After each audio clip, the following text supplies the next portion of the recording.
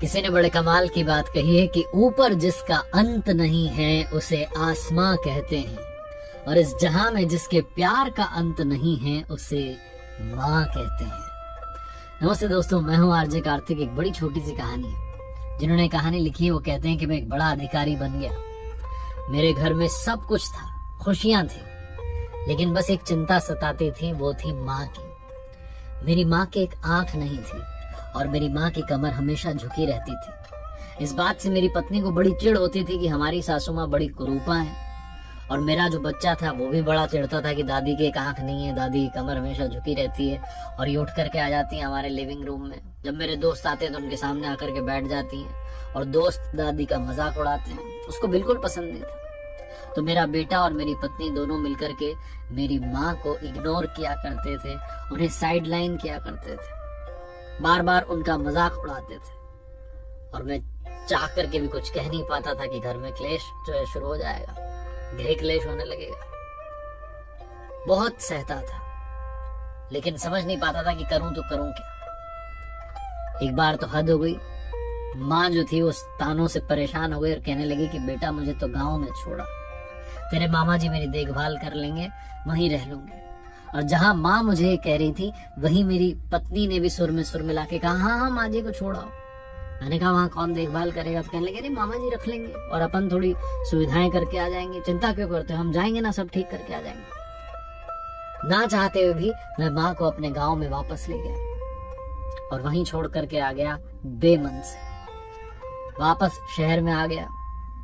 हमारे चाचा जी जो अमेरिका रहा करते थे, डॉक्टर थे, वो आए एक बार छुट्टियों में मिलने के लिए। तो उन्होंने आकर के पूछा कि सब ठीक चल रहा है, भाभी कहाँ है?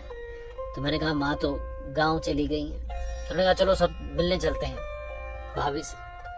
तो कार में बैठकर सब रवाना होकर गए गांव में। जब गांव में गए हमारे पुराने घर में, तो जाकर के देखा कि माँ एक चारपाई पर लेटी हुई थी, गर्म बुखार में तप रही थी। चाचा जी को बड़ा गुस्सा है कि माँ इस हालत में और तुम लोग वहां पर रह रहे हो शहर में। मैंने कहा कि अरे माँ की जिद थी। माँ कहने लगे अरे देवर जी आप डांटो मत, मैं तो मेरी जिद से यहाँ आ गई। चाचा जी सब समझ चुके थे। चाचा जी बड़े गुस्से में थे और कहने लगे कि बेटा तुम जानते नहीं हो, लेकिन तुम्हारी माँ ने वो सब सहा है जिन संकटों का सामना कोई कर नहीं सकता। इतना संघर्ष झेला है सिर्फ तुम्हें पालने के लिए, तुम्हें बड़ा करने के लिए और तुम्हें काबिल अधिकारी बनाने के लिए। तुम तो सब भूल गए, तुम्हें याद भी कैसे रहेगा? तुम 2 साल के थे जब एक हादसा हुआ था। तुम सीढ़ी पर से नीचे गिरे, तुम्हारी एक आंख चली गई, तुम्हारी कमर की हड्डी टूट गई, तब भाभी माँ ने ही बोन मैरो तुम्हें दी और एक आंख तुम्हें दी। ये जो तुम दुनिया आज देख पा रहे हो, जो तुम सीधी कमर से चल पा रहे हो, सब भाभी माँ की देन है। मेरी आंखों से झरझर आंसू बहने लग गए। मेरी पत्नी की आंखों में आंसू थे। चाचा जी बहुत गुस्से में थे, कहने लगे कि चलो भाभी माँ आपको मैं अमेरिका लेके चलता हूँ, इनके साथ रहो मत, ये रहने लायक लोग नहीं है। और मैं चाचा जी के पैरों में गिर करके कहने लगा कि चाचा जी क्षमा कर दो, जीवन भर हमने पाप किया, अपनी माँ को दुख दिया, अब तो थोड़ा सा पुण्य कमा लेने दो। बहुत छोटी सी कहानी जिसका सार ये समझाता है। हम में से बहुत सारे लोग अपने माँ बाप से कहते हैं कि आपने किया ही क्या है, आपने क्या किया हमारे लिए।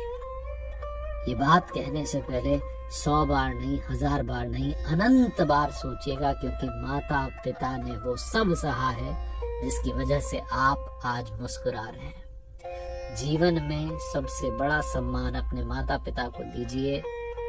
जब उनसे प्रेम की बात आए तो पूर्ण समर्पण भाव से उनकी सेवा कीजिए।